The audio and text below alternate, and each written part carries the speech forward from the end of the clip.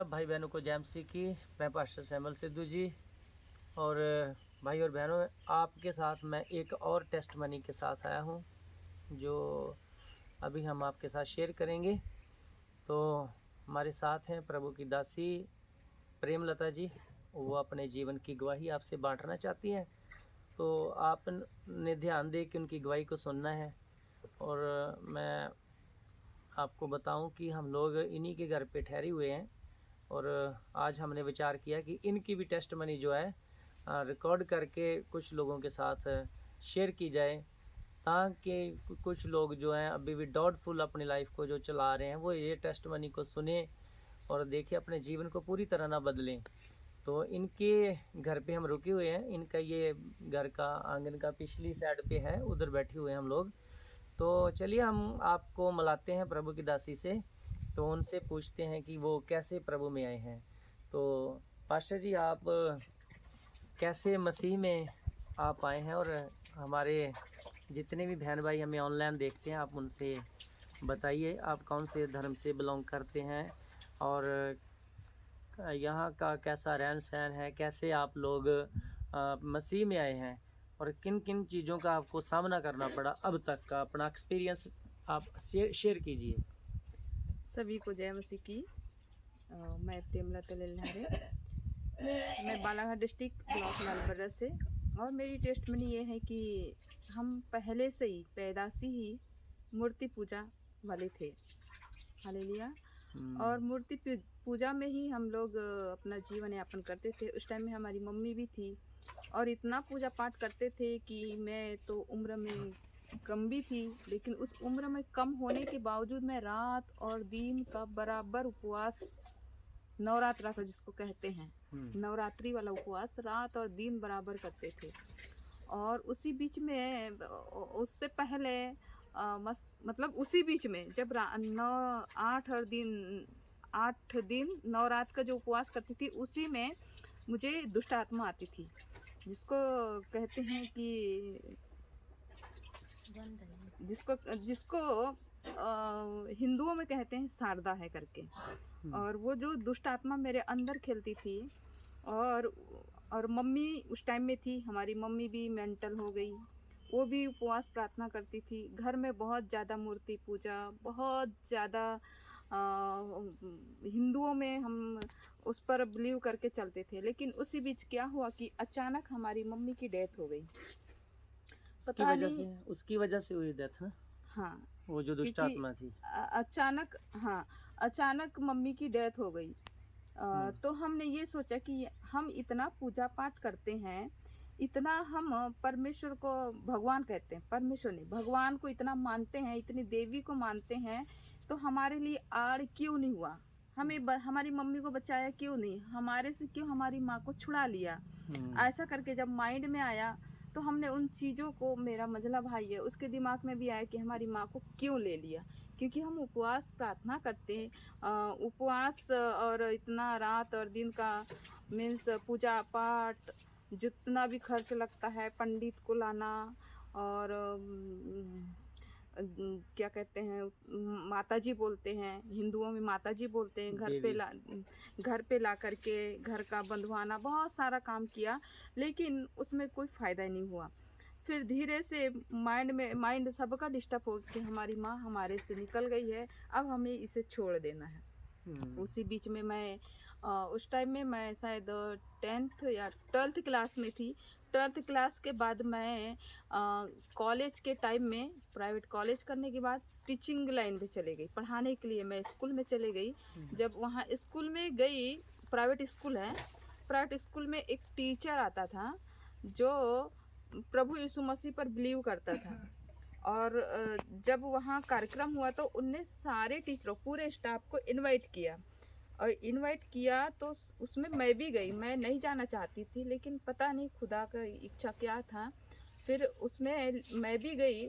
तो उसमें एक पोस्टर लगा हुआ था, उसमें लिखा था प्रेरितों के काम 16 के 31 में, यदि तू प्रभु यीशु मसीह और परमेश्वर पर विश्वास, ऐसा ब्रैकेट में भी डाला हुआ था, परमेश्वर पर विश्वास करेगी तो तू और तेरा घराना उद्धार पाएगा।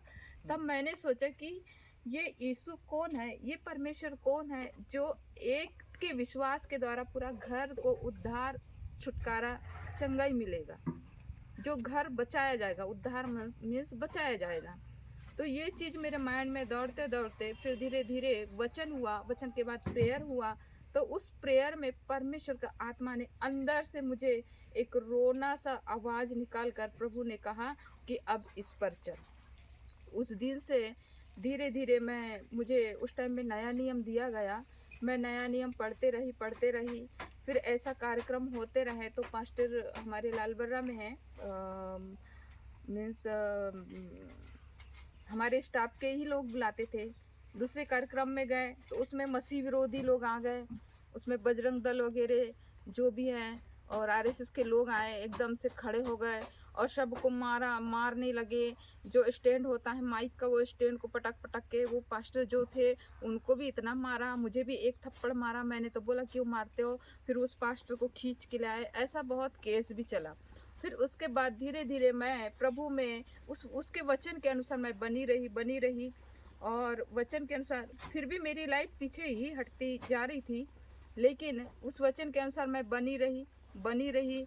और फिर प्रभु ने मुझे धीरे धीरे गाइड किया और वचन के अनुसार मैंने जैसे मैं बाइबल रीड करना चालू की और प्रार्थना करना चालू की, परमेश्वर ने मेरे अंदर की आत्मा को और जो डेविल स्पिरिट थी वो ऑटोमेटिक मेरे जीवन से और घर से छोड़ के चले गए। सिर्फ मेरी ही प्रार्थना, मेरा विश्वास और मेरा वचन पढ़ने के ही द्वारा। हालेलुया। उसके बाद मैं धीरे से अपने घर में प्रेयर के लिए बोलने लगी, तो सब लोग एग्री हैं प्रभु यीशु मसीह के प्रेयर में, और सब लोग प्रभु को यीशु मसीह को जानते हैं, प्रार्थना दुआ में बैठते हैं। और मुझे भी अभी तक मैं जो काम कर रही हूँ ये परमेश्वर का अनुग्रह है। मैं वैसे करते करते उपवास और प्रार्थना में, प्रभु यीशु मसीह के लिए उपवास और प्रार्थना में जीवन चलाने लगी। मैंने बहुत उपवास किया है प्रभु को पाने के लिए, अपना जीवन बदलने के लिए। क्योंकि मैं जैसे कॉलेज कर रही थी, थोड़ा सा मेरा स्वभाव बहुत गुस्सा वाला, किसी को कोई चीज़ का बर्दाश्त नहीं, किसी से कोई प्रेम नहीं, किसी ने अगर गलत बोल दिया तो क्यों बोल दिया, मतलब लड़ाई झगड़े वाला था। लेकिन खुदा का प्रेम जब मेरे अंदर आया तो प्रभु ने ऑटोमेटिक मुझे चेंज कर दिया। उपवास प्रार्थना के द्वारा मेरी लाइफ स्टाइल चेंज हो गई। परमेश्वर ने मुझे सेवा के लिए, एक मीटिंग में मैं गई, जो बड़ी मीटिंग थी, उसमें परमेश्वर के दास ने मेरे लिए भविष्यवाणी किया कि तुम प्रेरित अपोस्टल वाला मिनिस्ट्री करोगे। तब मैं उस टाइम में मिनिस्ट्री का कोई भी मिनिस्ट्री क्या होती है ये नहीं जानती थी। लेकिन खुदा ने धीरे धीरे मुझे तैयार किया और तैयार करने के बाद मैं आज तक प्रभु में बनी हूँ। मैंने बहुत फास्ट किया, 21 दिन, 40 दिन, 100 दिन, यहाँ तक कि निराहार बगैर पानी का भी उपवास किया। परमेश्वर ने इसमें मुझे सामर्थ्य दिया। और उसके बाद आज भी मैं सेवा के लिए जाती हूँ, और जब सेवा में भी खड़ी होती हूँ तो दुष्ट आत्मा मेरे आँखों से आँखें नहीं मिलाती है। हालेलुया। उसके बाद फिर धीरे धीरे करके आज परमेश्वर ने मुझे इतना खड़ा कर दिया कि जब हमारे घर में भी एक बात है, हमारे घर में भी मीटिंग हुई, बहुत सारे, मैं 50-55 के करीब आरएसएस और बजरंग दल के लोग हमारे घर में आके घुस गए और तरह तरह की बातें बोलने लगे। और यहाँ तक कि पुलिस केस हुआ, पुलिस को बुलाया, पास्टर को अंदर कर दिया, और अंदर करने के बाद कहने लगा कि तुम इसको छोड़ दो नहीं तो तुम अकेले हो जाओ, मतलब तरह तरह की धमकी दिया। उसके बाद भी परमेश्वर ने, पौलुस कहता है कि मैं निशाने की ओर दौड़े चला जाता हूँ। मुझे ये वचन आया कि चाहे संसार के लोग कितना ही कष्ट दे, दुख उठाने के लिए हमें मीन्स हमारे ऊपर सताव करे या मारे या तरह तरह की बातें बोले, तो भी पौलुस के अनुसार निशाने की ओर दौड़े चलने के लिए और परमेश्वर के राज और धर्म का काम करने के लिए मैं अभी तक एग्री रही। और आज वो बजरंग दल वाले और आरएसएस वाले जब मैं चलती रही, आज भी मैं अपने घर से निकलती हूँ तो किसी की हिम्मत नहीं है कि तू कहाँ जा रही है, क्या कर रही है। मेरे घर के लोग भी मेरे पक्ष में हैं। मैं सेवा के लिए अपने पापा के साथ भी जाती हूँ और मैं दूर दूर तक भी जाती हूँ, मैं अकेले भी जाती हूँ क्योंकि मैं अभी अनमेरिड हूँ। हालेलुया।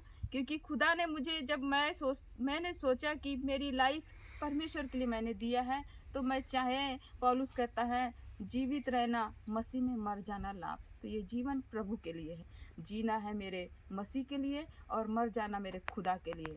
क्योंकि अगर शरीर जाए तो जाए, लेकिन आत्मा में हम परमेश्वर के पास में जीवित रहेंगे।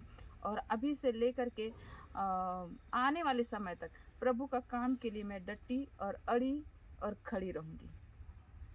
पास्टर जी का धन्यवाद कि पास्टर जी इतने दूर से प्रभु के प्रेम के लिए, प्रभु के प्यार के लिए, सिर्फ ऑनली हमने फ़ोन में कांटेक्ट किया और हमें ना उनने देखा ना हमें कोई जांचा, लेकिन प्रभु के लोग हैं कर प्रभु पर विश्वास करके, मुझ पर विश्वास करके हमारे बीच में आए और उन्हें मेरे साथ सेवा करने का मौका मिला। पास्टर जी का भी धन्यवाद और सभी को जय मसीह की। Thank you. तो दोस्तों ये है इनकी गवाही, आप देखिए, इनके लिए दुआ करते रहना है। इनके क्षेत्र का जो बालाघाट डिस्ट्रिक्ट है वहाँ पे बहुत सताव वाला है। हाँ जी, तो बहुत सताव वाला है ये एरिया। खुल के प्रेयर नहीं कर सकते। तो यहाँ पे बहुत बुरी स्थितियाँ हैं। इन्होंने भी परसिक्यूशन का सामना किया है। इतना है कि इनके घर वालों की तरफ से कोई स्टॉप नहीं है, दबाव नहीं है, बल्कि इनके साथ खड़े हैं। भाई बहन जितने भी हैं, इनके कोई परिवार का मेंबर इनका विरोध नहीं करता। पर ये बिन नागे प्रभु की सेवा कर रही है, काम कर रहे हैं, परिश्रम कर रहे हैं, कड़ा दूर दूर तक सेवकाई के लिए भी जाते हैं। तो इनका जो आपने जीवन के बारे में जान लिया है, हमने इनके साथ मिलकर यहाँ पे 5-6 मीटिंगें की हैं और वहाँ पे देखा है कि इनकी गुड वैल्यू है इस जगह पे, इस एरिया में। तो अच्छा काम कर रहे हैं। तो इस युग में लेडीज़ के लिए बहुत औखा है, मुश्किल है काम करना, तो फिर भी ये कर रहे हैं। बड़े बड़े पासबानों की बस हो जाती है लोगों के साथ इतना समय बताना, लोगों को ढूंढना, लोगों को सुसमाचार प्रचार करना। तो वहाँ यहाँ पे वो नहीं कर रहे, वहाँ पे इधर की लेडीज़ के अंदर का मैंने हौसला देखा है, वो कर रही हैं, दिलेरी से गवाही देती हैं। तो ये भी कर रही हैं, इनके पास भी कलीसिया है। तो आप भी इनके लिए दुआ कीजिए, दुआओं में बने रहिए। और कोई गवाही टेस्ट मनी अपनी रिकॉर्ड करवाना चाहता है हमारे चैनल के माध्यम से, तो हमारे साथ कांटेक्ट कर सकते हैं। तो हम लिंक डिस्क्रिप्शन में अपना नंबर डाल देंगे, तो आप उसमें से नंबर ले सकते हैं हमारा। तो इस गवाही को ज़्यादा से ज़्यादा लोगों के साथ शेयर कीजिए, बहुत सारे हिंदू लोगों तक पहुंचाइए, और बहुत सारे जो लोग अंधकार में फंसे हैं वो इस गवाही को सुने, देखें और अपना जीवन परिवर्तन करें, प्रभु को जाने पहचाने और अपने जीवन को बचा लें। सबको जय मसीह की। ओके।